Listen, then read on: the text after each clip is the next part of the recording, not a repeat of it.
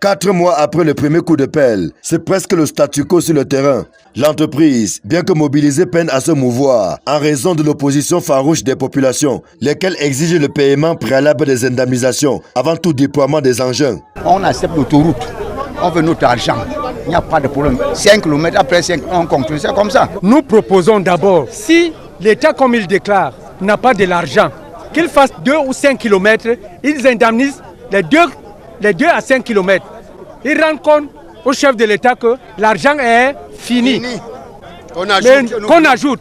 De la parole à l'acte, le maître d'ouvrage, qui en avait fait la promesse, vient ici à la rencontre des personnes déguerpies pour cause d'utilité publique et obtient d'elles que les travaux qui sont en arrêt puissent reprendre, moyennant le paiement progressif des indemnisations. Avec les premiers pas que j'ai faits, j'ai noté qu'il n'y a pas d'importantes habitations. Donc, s'il faut libérer avant d'avancer, si c'est sur 2 km, nous allons libérer 2 km avant d'avancer. Si c'est sur 5 km, nous allons libérer sur 5 km avant d'avancer.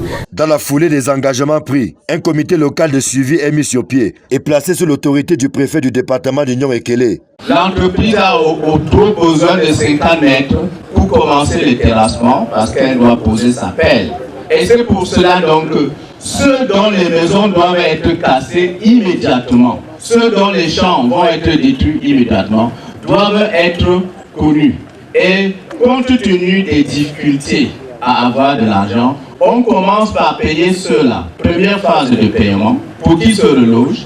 Et deuxième phase de paiement, ceux qui sont sur les 50 autres kilomètres. Lancée le 2 octobre dernier au village Bibodi, la phase 2 de l'autoroute Yaoundé-Douala s'étend sur 141 km. Elle a été repartie en 5 tronçons en vue d'accélérer les travaux. Malheureusement, jusqu'ici, ceux-ci sont au point mort en raison du non-paiement des indemnisations, ce qui aura forcément un impact sur la durée des travaux, laquelle a été fixée à 36 mois au départ. Comme pour la première phase, qui a duré presque 10 ans, l'inquiétude monte au sein de l'opinion.